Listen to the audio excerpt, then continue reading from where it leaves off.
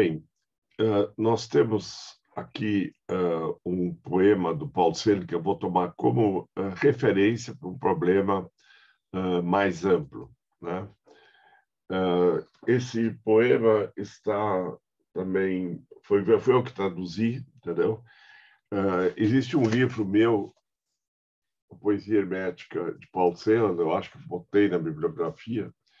E aqui dentro tem, inclusive, uma parte que é um discurso que ele deu quando recebeu o prêmio Büchner de literatura, que é o principal prêmio literário da Alemanha, em 1960, chama O Meridiano, tá?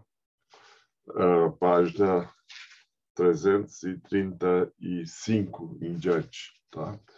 Aí se coloca uma parte dessa temática do que significa essa contemporaneidade no âmbito da produção artística, tá? Então, estamos tentando apreender o que está se passando no âmbito da arte há mais tempo já. Pelo um século e meio, eu diria assim, que nós temos uma transformação, né, no parâmetro do artístico, né, e isso constitui um problema estético. Vejam bem, eu não estou aqui postulando, que é muito frequente, que cada época tem uma determinada arte, cujo modelo é ditado por uma capital cultural como Paris durante muito tempo, século XIX, Paris, capital do século XIX. Na primeira metade do século XX continuou sendo lá também, depois se transferiu grandemente para Nova York, né?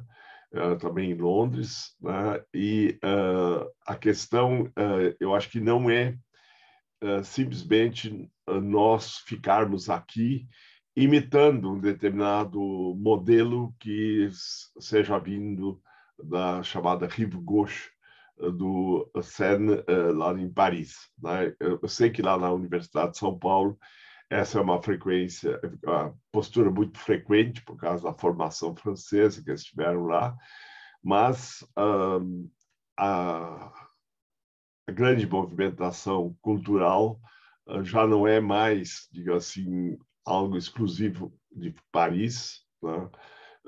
Mas encontra grande mercado, por exemplo, em cidades como Londres ou Nova York, né? Ou Los Angeles, e, ao mesmo tempo, tem todo o lado oriental, por exemplo, na China está se desenvolvendo um impulso artístico muito grande e acarretando transformações. E hoje em dia a gente tem que ter essa visão mais globalizada. Mas eu não estou querendo aqui colocar que existe apenas um funil da história, tá? E, ao mesmo tempo, eu não estou querendo pleitear que aquilo que acontece aqui nos nossos subúrbios seja o centro da história, né? Nós estamos, nesse sentido, numa espécie de periferia cultural, né? Mas nós temos que refletir essa nossa situação também ao analisar o que está sendo produzido, né? Vejam, nos meus livros aí sobre o cânone colonial, por exemplo, e o cânone imperial, que é um deles, tal, né? Eu procurei mostrar como nós vivemos aqui num processo, digamos assim, de dependência colonial, em que passava a ser arte aqui aquilo que imitava uma determinada metrópole, seja ela Lisboa, ou Madrid, ou Paris depois, entendeu? E exatamente aí está contido um problema, porque nesse processo de imitação, né, o que aconteceu ao longo da história é que aquilo que na Europa foi uma inovação crítica, aqui se tornou uma espécie de discurso conservador, sendo que, por exemplo, no âmbito da literatura, era a produção dos filhos dos grandes latifundiários que iam estudar nas faculdades de direito, que eram as únicas faculdades humanísticas que se tinha no Brasil no século XIX e começo do século XX, né? Então, o desenvolvimento universitário brasileiro é muito recente e parco, né? Bom, eu deixo citar aqui para vocês, eu acho que eu já tinha colocado uma vez para vocês, esse poema aqui: nenhuma arte de areia mais, nenhum livro de areia, mestre nenhum, nada de lance de dados. Quantos mudos? 10 e 7. Tua pergunta, tua resposta. Teu canto, o que sabe? Fundo da neve, o na neve, o é. Tá? Bom, eu estou tomando esse poema aqui mais como sintoma de algo maior. Vocês podem ver que o autor coloca a primeira frase, digamos assim, em letras maiúsculas e, portanto, ela funciona também como título da obra toda, né? Ela começa o poema e, ao mesmo tempo, é o título. O título tem sido visto, em geral, como sendo uma espécie de síntese da obra toda, portanto, ele deve conter a chave, digamos assim, do resto, né? E ele fala aqui em arte de areia, né? O que é uma arte de areia, né? Poderia ser, por exemplo, essas esculturas que são feitas nas praias, né? À base de areia, né? E essas esculturas, elas são fugazes, elas são efêmeras, tá? Então, essa noção da fragilidade do artístico, essa noção de que algo é feito e daqui 2, 3, 4 dias vai estar varrido e desaparecido, né? Seja pelo vento, seja pelas águas do mar, né? Parece estar indiciado aqui, né? Então, mas veja, não é uma celebração da arte de areia, mas sim a negação dela. Nenhuma arte de areia mais. Então, essa arte fugaz de sucesso imediato, de contemplação do público que está passeando no lazer da praia, ele abdica desse tipo de produção. Portanto, abdica da produção de arte de consumo. Tá? Ele não está querendo fazer uma comunicação fácil, algo que seja aplaudido e por pessoas que querem uma diversão no estado de lazer em que elas se encontram. Tá? Por outro lado, você tem a areia como sendo também o que era colocado em mecanismos de medição do tempo. Tá? Então, na ampulheta, correr a areia, né, significa o transcurso do tempo. Né? Na pintura europeia, vocês têm muitas vezes a figura, por exemplo, que representaria a morte, e ela tem, no barroco, uma ampulheta do lado, né, dizendo que tempus fugit, como se dizia em latim, o tempo foge, o tempo passa para todo mundo e todo mundo está condenado a mais dia, menos dia, morrer, né? E isso dentro do barroco europeu, principalmente o católico, servia para reforçar a necessidade de salvar a alma, como ouvindo as determinações da Igreja Católica. Né? Então, esse temor à morte servia para reforçar a crença religiosa ou pagar os dízimos lá para a igreja e assim por diante, né? Mas isso é negado também. E, ao mesmo tempo, como esse poema deve ser da década de 60 para 70, já se tinha, acho que, uma noção de que a areia serve, assim, o silício, que serve para fazer os chips de computador, entendeu? Quer dizer, não é uma alternativa, uma arte feita com computador, né? Então, são vários elementos que são negados, né? Nem um livro de areia, quer dizer, esses livros que também passam logo, né? E mestre nenhum, quer dizer, não tem mais aqui um autor que sirva assim sempre para tudo. Vejam, isso na época, por exemplo, agora hoje em dia tem esse tipo de livro aqui do Hans-Peter Kunig, Tottenauberg, quer dizer, é a história de Paul Celan, Martin Heidegger e o seu impossível encontro em Tottenauberg, que era o lugar, né, que havia uma cabana do Martin Heidegger, que era o mais importante filósofo alemão, e ele convidou o Celan a ir lá, e o Celan era o mais importante poeta jovem alemão do pós-guerra, e era judeu de origem, né? Então, o encontro de um pensador que foi até filiado ao Partido Nazista e um judeu cuja família foi aniquilada em campos de concentração. E existe um poema do Celan que tem esse título Tottenauberg, né? Então, vejam, há um diálogo do Celan com o grande pensador que ainda vivia naquela época, né?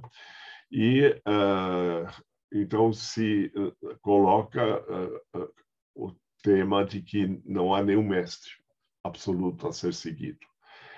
Aí vem um vazio, como se esse vazio seguinte fosse um espaço para uma reflexão a partir desse vazio que é afirmado no primeiro verso, né, que é o mais longo, né, e nada de lance de dados. O que quer dizer aqui lance de dados? Isso é uma referência a um poema famoso do Stéphane Mallarmé chamado Un coup de dé. Eu vou até botar aí para vocês terem essa referência. Vocês podem procurar isso depois, existe tradução disso para o português. Esse poema, Un coup de dé, ele é muito famoso, porque ele é um poema, por um lado, muito denso.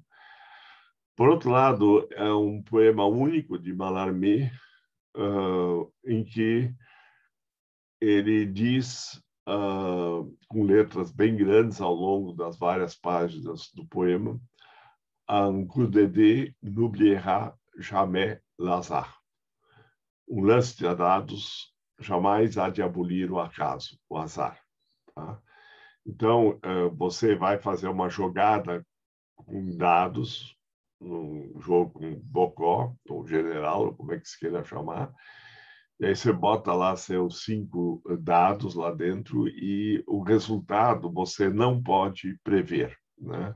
Então, sempre há uma dimensão de ignoto, de impossível de ver como as coisas vão se desdobrar no futuro mais ou menos imediato, inclusive. Tá?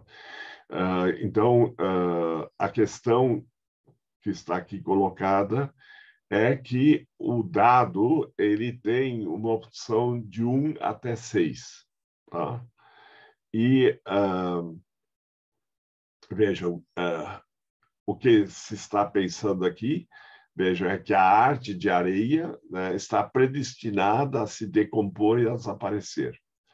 A areia que escorre na ampulheta é o transcurso do tempo, mas deste nada mais resta a possa ser citado, né? Então, vejam, querer ter êxito na contemporaneidade, ser um famoso, ser um citado, isso não resolve nada, né? Mestre também não há mais, né? Ele fica longe de tudo. E aí é aventado esse poema famoso que é uma transposição, né, da técnica do jornal, né, para o modo de fazer o poema. A técnica do jornal quer dizer que, se você olha um jornal, você tem manchetes mais importantes em letras garrafais, que é essa frase principal do poema, com Dédé Gabriel Lazar, né? E depois você tem subtítulos em letras menores, né? E depois você tem o texto mesmo dos artigos, das reportagens, em letras menores. Então, o poema do Mallarmé é composto com essa diversidade e, ao mesmo tempo, se tem aí indiretamente um modo de composição musical que é transposto para o modo de composição literária pelo Mallarmé e agora depois pelo Celan também. Você tem um poema famoso do Celan chamado Fuga da Morte, em que a fuga é uma parte de uma composição musical em que os vários temas se reúnem de novo, né? No Bach, por exemplo. Né? E essa aposta no lance de dados, né? Há um pequeno dado também nessa questão do lance de dados, é que lá na cabana que o Martin Heidegger tinha em Totenauberg, lá na Floresta Negra, havia por cima do poço de água, né, que eles buscavam água, uma casinha bem pequena, né? Um dado, né, de artesanato posto por cima, né? E o Celan cita isso num outro poema, né? Nesse outro poema chamado Totenauberg, né? E a aposta que havia do Ancudedê do Mallarmé era que jamais o acaso seria abolido, né? Sempre há algum pequeno fator que modifica aquilo que se planeja, tá? E então, eu digo assim, você joga o jogo de dados conforme os resultados que os dados vão te apresentando, né? Então, se você tiver, por exemplo, 3 dados iguais, você pega os outros 2 e tenta fazer um quarteto ou 5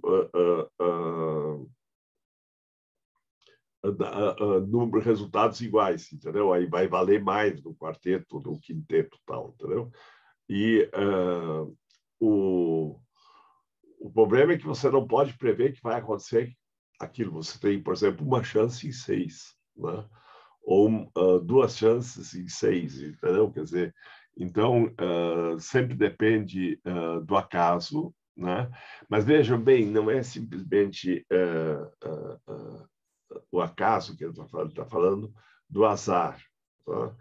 E há, acho que, uma diferença. Claro que azar também significa acaso, entendeu? Mas azar é uma espécie de predestinação a ter um acaso ruim, né?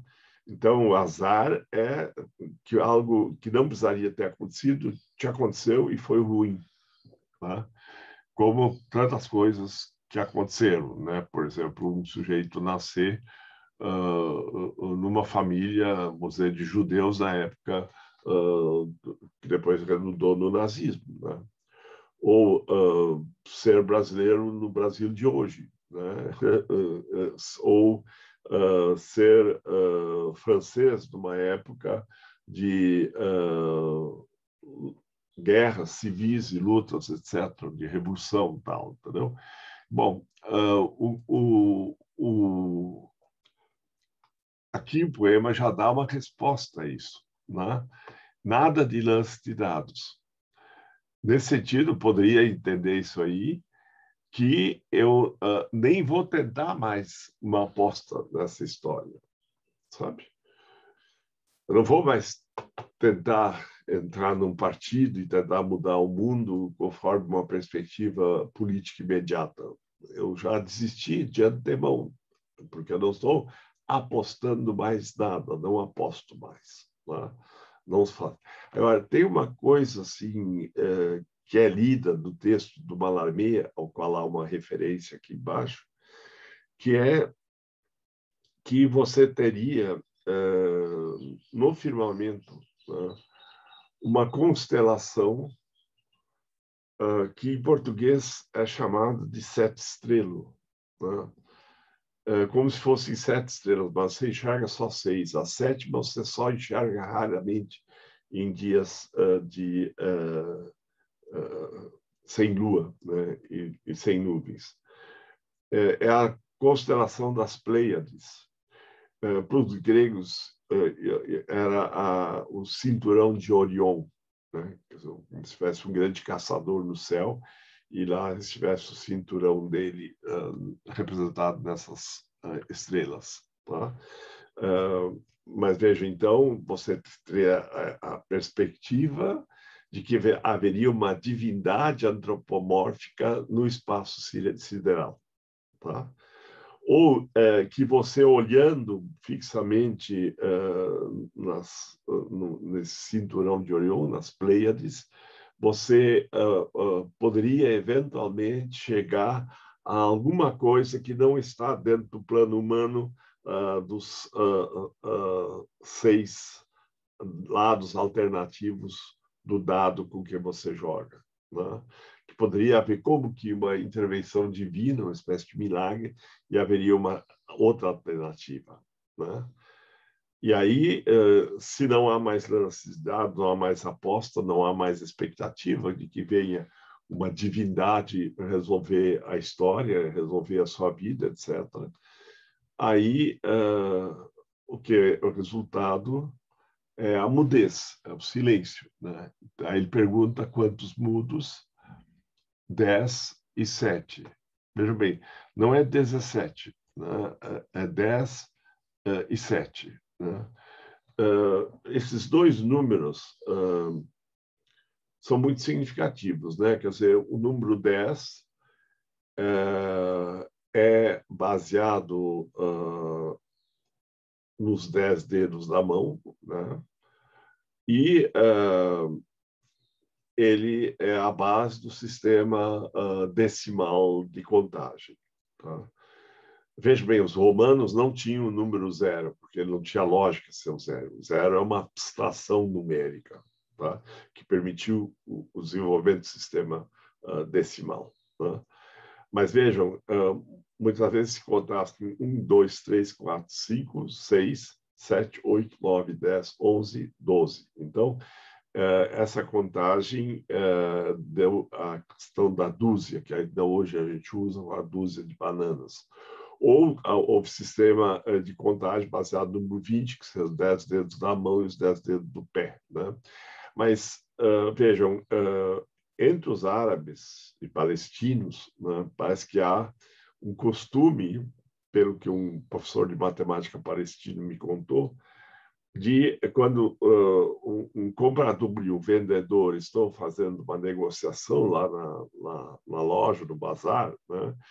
Eles encostam as mãos uns no outro e põem um pano por cima. E eles ficam conversando. E por baixo as mãos vão se tocando, os dedos, e um vai responder quanto você está cobrando por isso. Aí ele vai dar um número. Aí o outro responde com uma espécie de contraproposta ou com aceitação ou coisa assim, entendeu? Então, eles ficam negociando por baixo do pano. Essa expressão existe em português e vem disso, tá? Então, é essa contagem, né, que teria, então, os 10 dedos como referência básica para contar. Tá? Agora, nós temos o número 7, né, muito presente na tradição mística, e nós temos, por exemplo, o mundo, Deus teria criado o universo em 6 dias e no 7º ele descansou. Então, nós temos 7 dias na semana. Né? A tradição ocidental contava 7 artes. Tá? O sistema de ensino ele era baseado no quadrivium, que eram 4 disciplinas, e o trivium, que eram 3 depois. Né?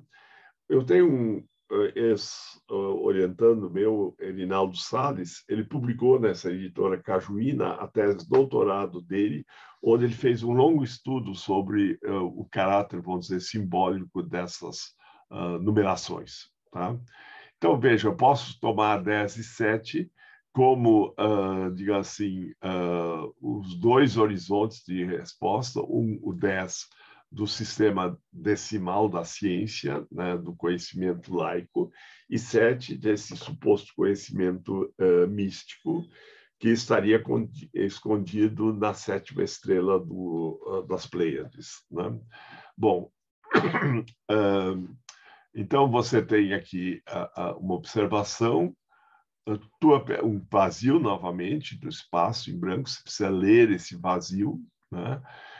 Tua pergunta, traço, tua resposta. Veja, você teve uma pergunta, quantos mudos, e uma resposta, 10 e 7. E aqui o registro geral, tua pergunta, tua resposta. Mas essa resposta não leva praticamente a resultado nenhum. Tá? E aí vem a pergunta mais direta, teu canto, o que sabe? Né? Quer dizer, o que sabe esse teu poema? O que ele tem a dizer? O que ele tem a acrescentar? Né? Daí tem novamente um espaço em branco e você tem uma espécie de estrofes que são reduzidas lá a uma palavra cada uma, e essa palavra vai se desfazendo. Né? Então, em alemão é tief im Schnee, que quer dizer tief, fundo, profundo, im Schnee, na neve, né? In snow, em inglês, deep in snow, né? Só que escrito tudo junto. Tá? Então, vejam, em si, essa palavra não existe. Né? Então, o que fica como sugestão é que essa palavra só vai começar a adquirir algum sentido se você introduzir nela uma espécie de pausa, né, que permita que surja uma palavra significativa. Então, vejam bem, fica a sugestão de que a fala surge do silêncio, que é um tema muito presente, por exemplo, em Gadamer, Hans-Georg Gadamer, no ensaio chamado Verdade e Método, que o Sandro provavelmente conhecia. Né? Nesse ensaio, o Gadamer insiste muito na ideia de que, para haver uma fala, um discurso, uma conversa, né, é preciso que um lado esteja silencioso, tá? Que um esteja calado para que o outro possa fazer uma fala. Tá? E essas posições de quem fala e quem cala podem ir se alternando. Então, mas, de qualquer maneira, se você não tiver um silêncio, você não tem a fala. Tá? E, de certo modo, quando você tem uma palavra valise, que era o que o Joyce usava, essa fusão de várias palavras numa só, né? Uma palavra que contém outras palavras dentro de si, por isso palavra valise, que é uma coisa que até o Guimarães Rosa depois imitou aqui no Brasil. Essa palavra da valise, você tem que descobrir o que está contido dentro dela. Tá? Então, tief im Schnee, né? Significa, então, fundo na neve, né? Mas tudo junto. Tá? E essa palavra, de certo modo, começa a se fragmentar, a se perder nos seus pedaços e vai perdendo, basicamente, as consoantes. E, no fim, ficam apenas 3 vogais, U, E, E, que estão na palavra original, mas como se fosse o último resto que ainda pode ser dito. E, nesse momento, o poema se encerra. Tá? Quer dizer, ele como que testemunha a sua perda de fala. Tá? Então, vejam, a questão é que na pergunta e na resposta, a rigor, você espera que a resposta vá além da pergunta, mas, em princípio, o horizonte da resposta é dado pelo horizonte da pergunta. Tá? Então, a pergunta já contém em si uma resposta. Tá? Agora, qual é a pergunta que está sendo feita aí? Tá? Essa expressão, fundo na neve, né? Vejam que, em português, tem uma coisa que acontece que em alemão não existe aí. Tief im Schnee, deep im Snow, seria em inglês, é fundo na neve, né? Mas se eu escrevo em português fundo na neve, eu poderia ler também como eu fundo na neve. Tá? Quer dizer, a partir da neve se tem o fundamento no soterrado escondido que tem que ser dito. Tá? E vejam, a neve é branca. Tá? Essa noção do branco está muito presente em Mallarmé, por exemplo. Tá? Já estava em Baudelaire e em Hölderlin. Tá? O cisne, que é branco, o cisne europeu, tá? Ele era uma espécie de ícone da poesia. Então, por exemplo, Hölderlin tem um poema sobre a metade da vida, se não me engano, sobre dois cisnes que estão num lago, né? E eles contemplam a paisagem refletida na superfície do lago. Tá? Então, você tem uma duplicação do mundo no espelho da água do lago. Tá? E, então, seria a transfiguração que você tem no processo de criação artística, em que você cria um outro mundo a partir do mundo existente, um processo mimético. Então, o Baudelaire retoma essa figura do cisne e, num poema que fala do cisne que estaria numa gaiola lá no Carrefour, que na época, metade do século XIX, tinha feiras populares lá, onde que as pessoas iam comprar verduras, legumes, galinhas, patos e até cisnes. E daí tem um cisne que escapa da gaiola e naquela parte central lá de Paris, na praça onde passam tantos carros, na época eram carruagens e cavalos e pessoas.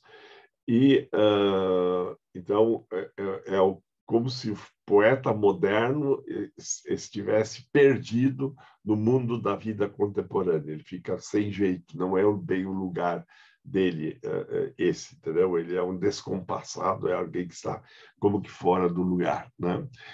Esse tema é retomado pelo Mallarmé num poema chamado Les Cygnes, que quer dizer o cisne, mas Les Cygnes, em francês, quer dizer também o signo. Né? Então, o cisne é um signo. Quer dizer, não é mais tomar o cisne como um correlato objetivo externo de algo que se quer dizer ele é uma espécie de ícone da poesia moderna, e sim, ele está transposto para dentro do poema como um signo, e o Mallarmé vai falar dos voos dos cisnes que nunca foram, sabe? E aí ele usa outro verso, pour verser un silence pire, para versejar ou lançar um silêncio pior, e aí vem o branco da página, entendeu? Quer dizer, o branco da página é o correlato do branco do cisne, que é essa ausência de fala, que seria a forma suprema de fala. E vocês têm aquela famosa expressão de que o cisne não canta, né? E só cantaria quando ele vai morrer, né? Então, acho que tem de cessar a música chamada Cisne, que é tocada no violoncelo, muito bonita, né? E então seria esse último canto de despedida do cisne, né? Então o único a dizer seria esse último canto. Então todo poema, no fundo, e toda obra de arte se faria na beira da sua impossibilidade. Ela iria comunicar já aos limites da linguagem para poder acenar só que ela chegou aos limites da linguagem e ela é esse limite. Tá? Agora, por exemplo, a noção de que fundo na neve, né, na Europa do pós-Segunda Guerra, né, nós temos um poema aí por volta de 1960 para 70, o fundo na neve, né, era uma experiência muito intensa de milhões de pessoas que, durante a guerra, a primeira, a segunda, não tiveram sepultura, né? Então, elas ficaram atiradas nos campos ou nas florestas, né? E aí a neve caía por cima deles, né? E depois os cadáveres se decompunham e não tinham nenhum enterro. Então, eram, que a moça chama Verschollen, eram os desaparecidos durante a guerra, sabe? E isso era então a família acabava não sabendo se o parente tinha morrido ou não, onde ele poderia ter morrido. Tinha uma vaga noção de que a tropa dele poderia estar aqui ou ali, ou então, por exemplo, populações civis que foram bombardeadas e que também ficaram atirados, ou execuções que eram feitas nos campos e florestas, etc., de todos os lados, entendeu? Quer dizer, então, vejam, diante desse espetáculo da barbárie humana que aí é acenada, né, você fica praticamente mudo, né? Quer dizer, uma das experiências mais frequentes que se tinha com pessoas que foram para a guerra, né, seja de um lado ou do outro, é que elas não queriam mais falar da guerra, né, ou só xingar a guerra, né, como uma desgraça, né, mas nenhuma queria assumir a responsabilidade que tinha matado inimigos, tal, entendeu? Né? E eu sei porque isso me aconteceu de eu ser internado em Berlim, num hospital que opera as amígdalas, e tinha um velhinho lá que tinha sido soldado na Primeira e na Segunda Guerra Mundial e ficava falando sobre isso o tempo todo, né? Bom, vejam, essa poesia do ser se concentra bastante nos judeus que morreram em campos de concentração, mas também você tem uma outra imagem que dele aparece bastante, que é, por exemplo, da bomba de Hiroshima, que é uma nuvem branca, né? E por baixo dela tem a morte, né? Ela parece muito bonita, mas ela é a destruição, né? Que foram as bombas que os americanos lançaram na Segunda Guerra Mundial em Hiroshima e Nagasaki. Nem precisavam ser lançado, né? Dresden, por exemplo, só não foi lançada uma bomba lá em fevereiro de 45, porque não tinha bomba pronta ainda, né? Mas é uma cidade que não tinha nem defesa, mas ficariam para os russos. Aí os americanos e ingleses não queriam que uma cidade inteira caísse nas mãos dos russos, né? E aí eles bombardearam a cidade lá, acho que dia 13 de fevereiro de 45, chamado Inferno de Dresden, e foram cerca de 1.000 aviões que, durante uma noite toda, bombardearam a cidade e mataram, pelo mínimo, 300.000 pessoas lá, né? Provavelmente 350.000. Né? Mas vejam, quem teve mais perdas na Segunda Guerra Mundial? Seguramente foram os russos, né? Foram mais milhões de russos mortos na Segunda Guerra Mundial. Quem realmente destruiu o nazismo foram os russos, né? Agora, isso não justifica o comportamento prepotente do Stalin de muitas coisas. Mas vejam, essa questão dos mortos que são ignorados, né, e são olvidados, né? Nós tivemos aqui na América Latina, por exemplo, o Tratado de Madrid, ele representou uma associação entre Madrid e Lisboa, das tropas espanholas e portuguesas, que foram aí para o sul do Brasil e mataram.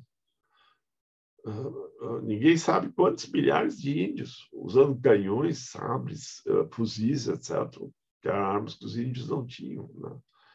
Perto da minha cidade natal, 20 quilômetros lá, tinha uma redução jesuíta chamada Jesus Maria José, que devia ter cerca de 30 mil índios, né? Não sobrou nenhum lá, né? E você tem o poema Uruguai, da literatura portuguesa, que se apresenta como brasileira, em que se celebra o genocida como um grande herói, sabe? E, na verdade, os jesuítas estavam tentando montar um império lá no sul, no sul do Brasil, quer dizer, norte do Rio Grande do Sul, indo até, passando pela Argentina, norte da Argentina, indo até o Paraguai. E as cortes de Portugal e Espanha não quiseram isso, né? Por isso que quando os imigrantes alemães e italianos, etc., foram para o Rio Grande do Sul, eles já não encontraram praticamente mais índios lá, não, né? Muito raro, né? Então, mas vejam, você tem muitos outros massacres, né? Os 3 milhões de armênios mortos pelos turcos, por exemplo. Os massacres nas colônias belgas, no Congo belga, né? São imensas. O genocídio que os ingleses cometeram na África do Sul, na Índia, etc., né? Os alemães da África, os Boers, né? Ou os japoneses matando chineses quando eles invadiram o Japão. O Japão invadiu a China, né? E aí a grande marcha do Mao Tse-tung para expulsar os japoneses do território chinês, né? Então, você tem muitos ódios, né? Muitos genocídios ao longo da história, que não são falados mais, são ignorados, não cabe colocar muito na mídia, etc., né? Agora, é como se houvesse uma espécie de história oculta que deveria ser a fonte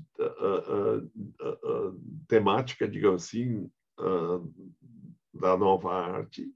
Ela não poderia se afirmar apenas como, digamos assim, celebração do mundo vigente, do mundo dominante, tá? Agora, vejam, o problema que eu estou colocando aqui, esse que é o ponto que eu queria chegar, né? Se a gente tomar um poema como esse, como sintomático, assim, de uma modernidade poética e artística, nós temos que nos perguntar se esse tipo de produção, né, ela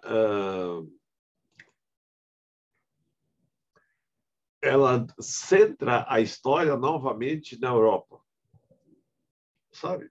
Porque ela é uma temática judaico-alemã, no caso, né?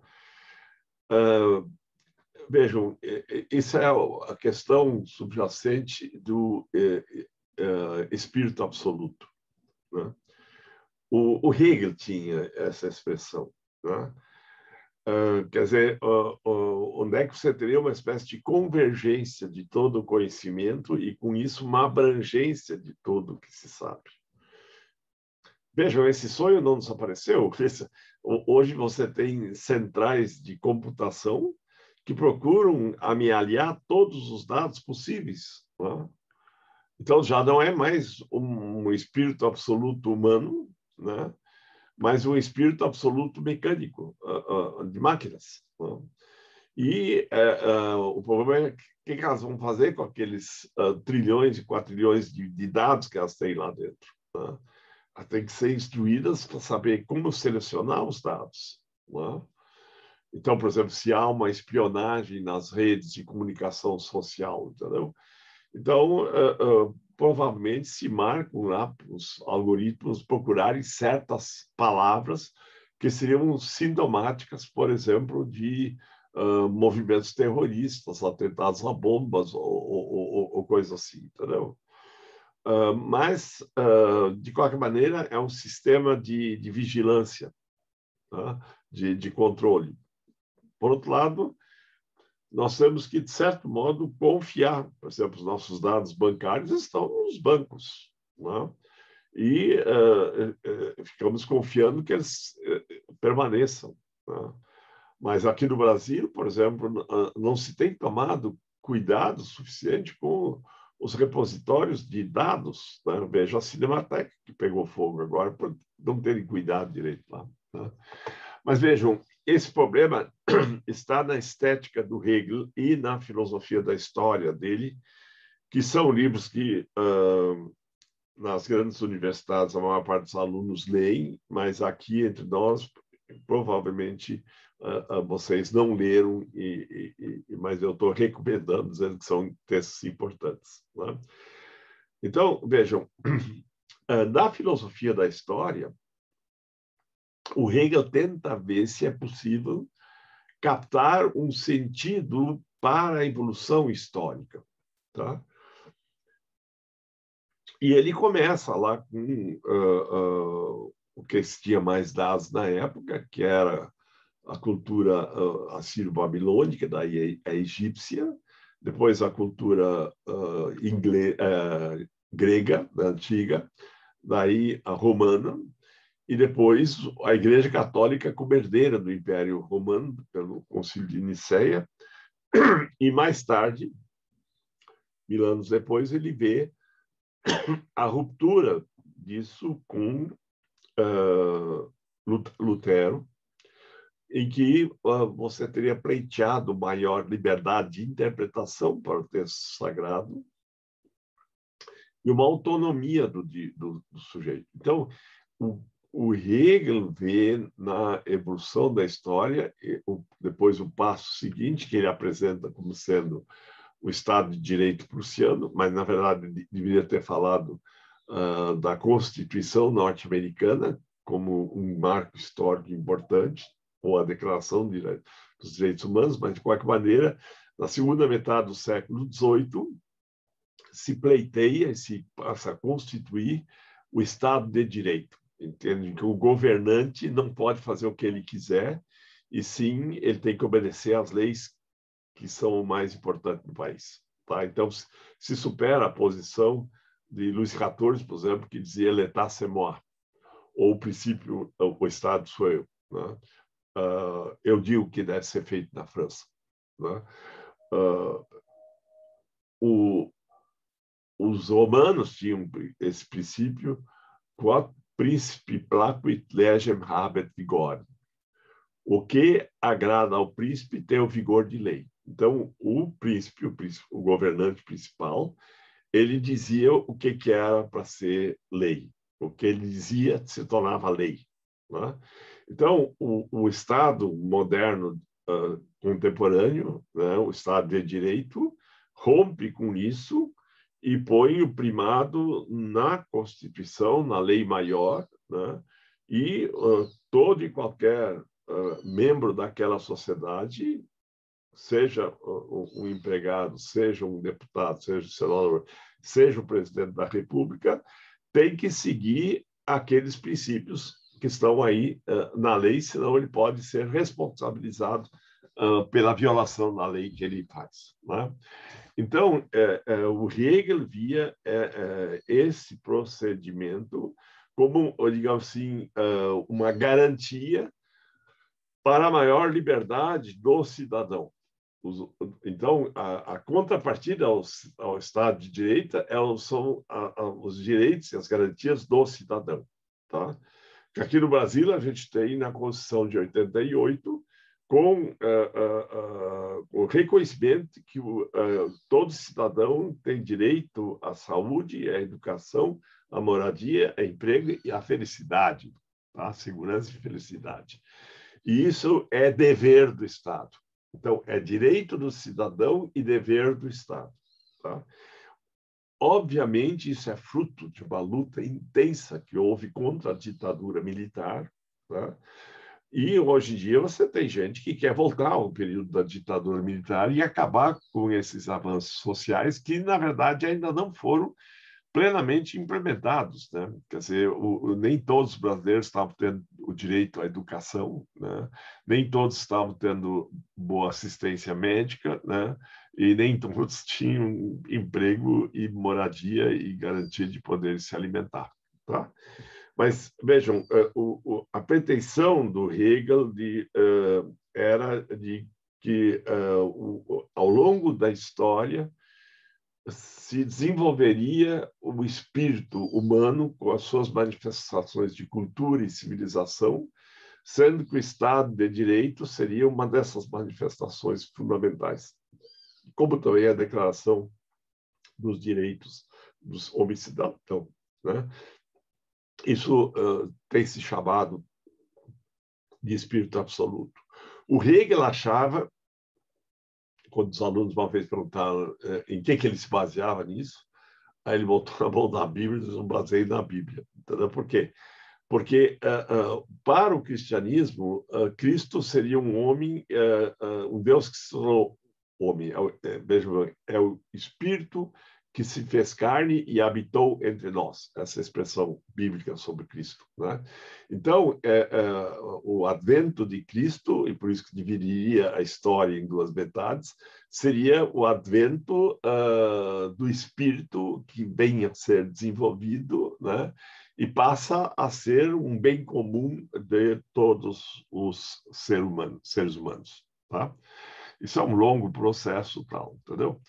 Então, vejam, na estética, hoje a gente vê isso um pouco melhor, porque a gente só tinha a edição da estética feita por um discípulo do Hegel chamado Otto. O Hegel não chegou a escrever estética, né? Havia anotações das aulas que ele dava, né? Mas se acharam 12 anotações que alunos fizeram das aulas em 3 cursos que o Hegel deu na década de 1820, lá em Berlim.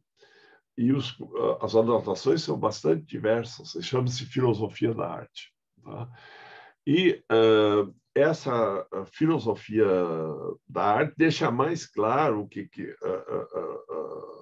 se tem na estética, né?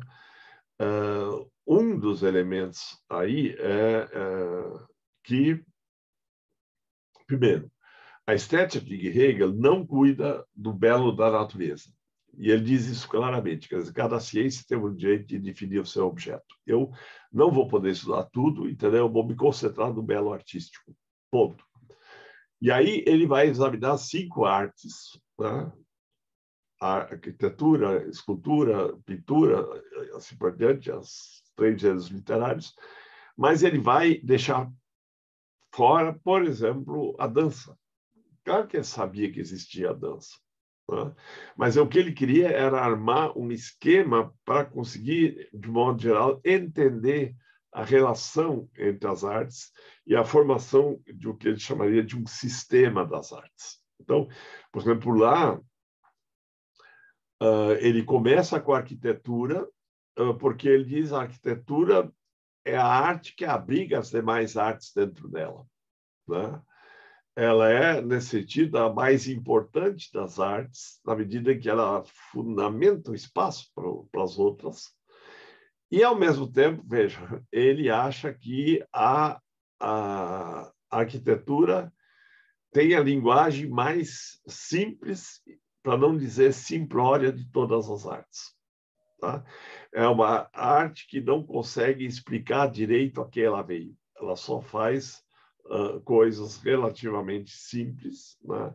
E que, para se entender o significado daquilo, é preciso recorrer há outras artes, como, no caso, a poesia épica, ou para ver o que eram os templos da antiguidade, entendeu? Que os deuses que eram representados lá, ou a tragédia, ou a poesia, etc. Né? Então, nesse sentido, vejam, ele vai examinar não simplesmente a escultura, qualquer arquitetura, mas especialmente as pirâmides do Egito, com uma linguagem simples. Eu pessoalmente, ainda acho que o formato da pirâmide, né, que imita uma montanha, onde é que deveriam ser enterrados os grandes homens públicos, e, ao mesmo tempo, era a presença, o habitat dos deuses. Por outro lado, a pirâmide tem um formato que representa a estrutura da sociedade egípcia, né? Onde é que você tinha uma base grande de escravos, depois de outras classes médias, etc., comerciantes, etc., sacerdotes, e no topo o faraó, né? E o faraó representaria todos lá, né? Então, de certo modo, o faraó era enterrado, mumificado, para ele cuidar do Egito no reino das sombras, para onde é que ele teria ido, né? Então, mas vejam, então, essa linguagem simples da pirâmide, ela representa a estrutura de toda a sociedade, e, ao mesmo tempo, ela está dizendo que é assim que deve ser a sociedade, né? Assim como na América Latina, por exemplo, na associação que a Igreja Católica fez com o governo de Portugal ou de Espanha, os enviados da Igreja serviam para controlar os enviados do governo espanhol ou português, para que eles não se tornassem independentes. Então, a Igreja tinha muito poder, e o projeto urbano era feito em torno de uma igreja, né? A parte central da cidade era uma igreja, a praça, e aí a praça, a Praça da Matriz, etc. Depois colocavam lá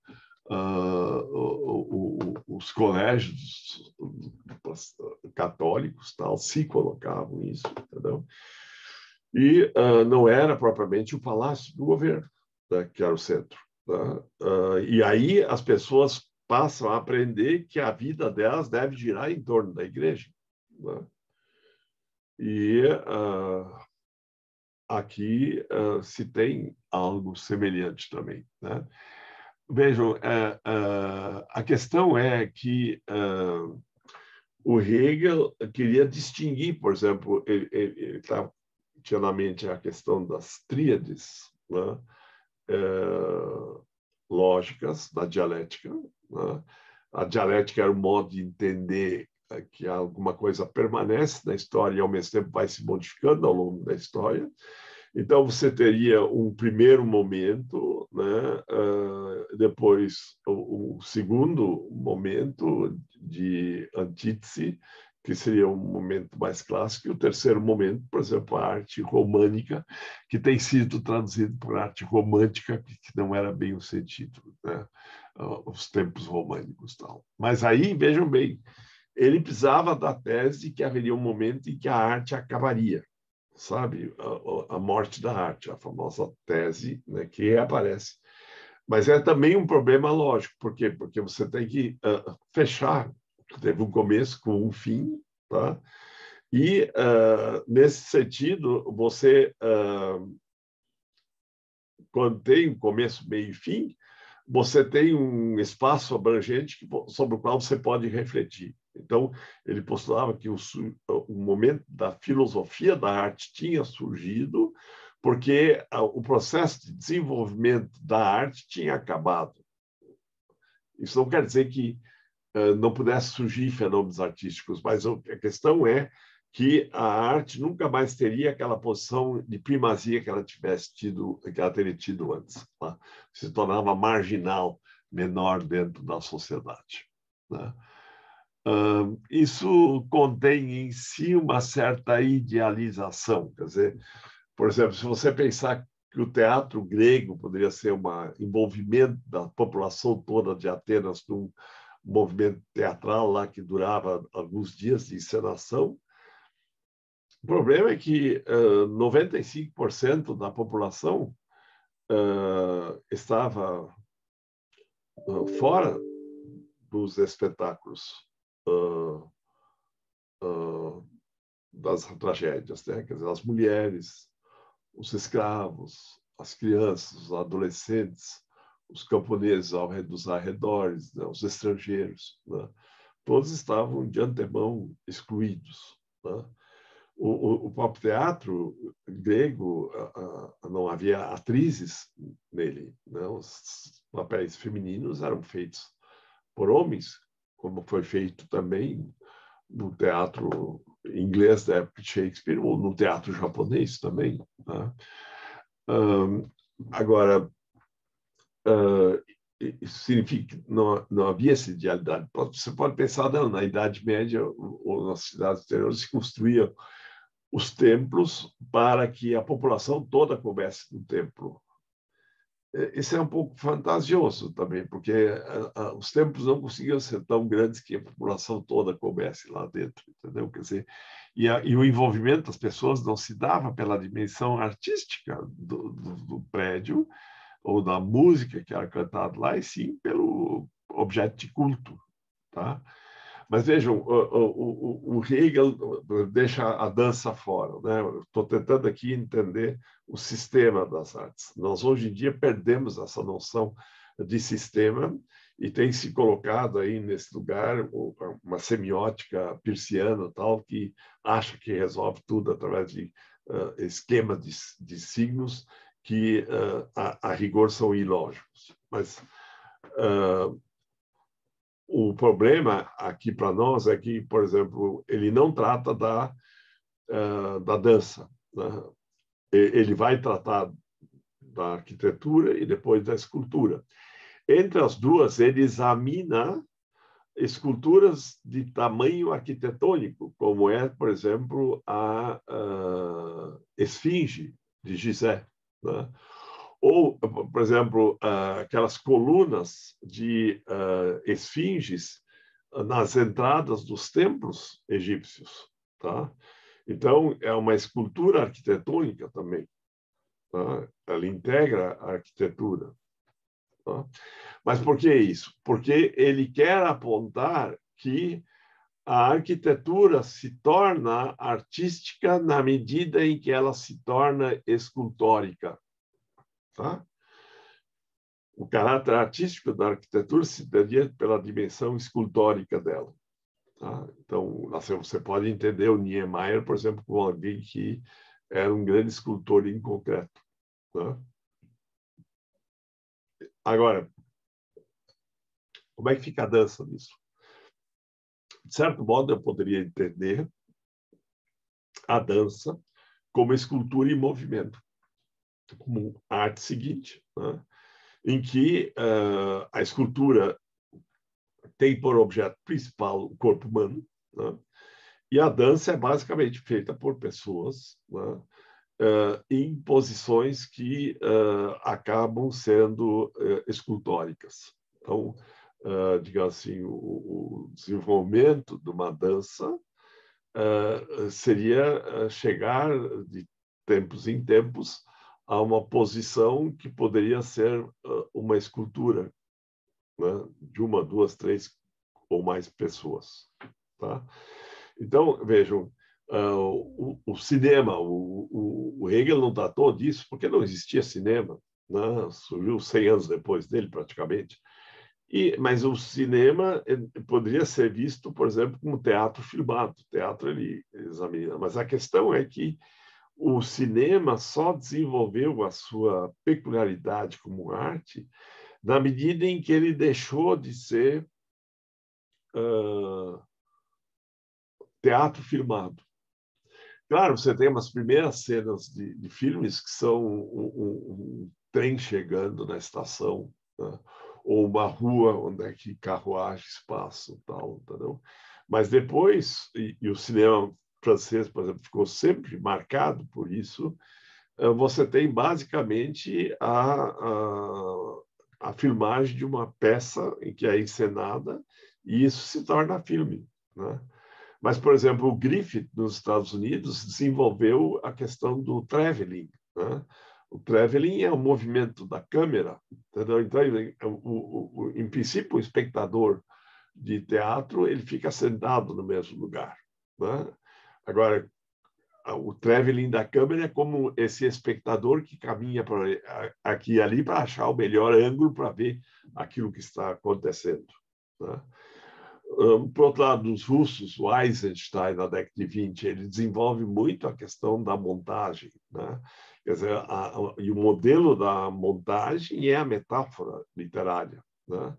Quer dizer, você pega uma cena e outra cena e conjuga as duas, né? Uma ecoa a outra. Para dar um exemplo simplório, você tem um casalzinho de namorados num banco da praça, entendeu? Os rostos se aproximam, daí a cena seguinte é um casal de pombas no alto do telhado se beijando, entendeu? Então você não podia mostrar um homem e a mulher se beijando, entendeu? E aí você mostra lá em cima, né? Ou, por exemplo, do cinema norte-americano, da década de 30 e 40, não podia se mostrar. Havia uma série de regras que não eram contadas, fazia de conta que era livre, mas não era. Não se podia mostrar a infidelidade de uma esposa, tá? Ou relacionamento sexual, ou coisa assim, ou a mulher ter um amante, coisa assim, né? Então uma cena famosa aí, não sei, por volta de 45, por aí, em que a mulher se encontra com uma esposa que, não sei, está se separando do marido, se encontra com o amante e aí a cena seguinte é o anel que fica rolando pelo chão, entendeu? Quer dizer, o jeito metafórico de dizer as coisas, tá? Bom, então, veja, só para voltar e terminar aqui essa parte, né? A sopa-neve ficaram milhões de soldados e civis nas duas guerras mundiais, né? As guerras vão se sucedendo, os americanos aparentemente ganham as guerras mundiais, mas, de certo modo, eles perdem as últimas guerras, a Coreia, Vietnã, Afeganistão, Líbia, assim por diante, mas eles matam praticamente 100 aborígenes nativos para cada um dos soldados deles que morrem, né? E, a pretexto de salvar a democracia, eles implantaram ditaduras em toda a América do Sul na década de 60, 70, né, e 80. Né?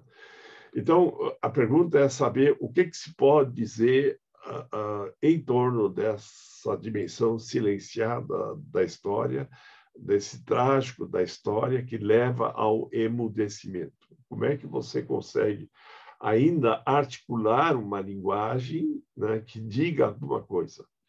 Vocês percebam que esse tipo de linguagem cifrada do poema hermético é difícil de entender.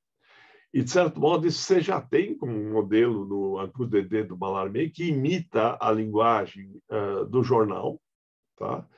Mas as manchetes, os tipos gráficos, mas é o antitético da linguagem do jornal. Quer dizer, é um texto que você lê e relê mais uma vez, lê 10 vezes e não consegue entender direito o que ele foi dito lá dentro, tá? Entendeu?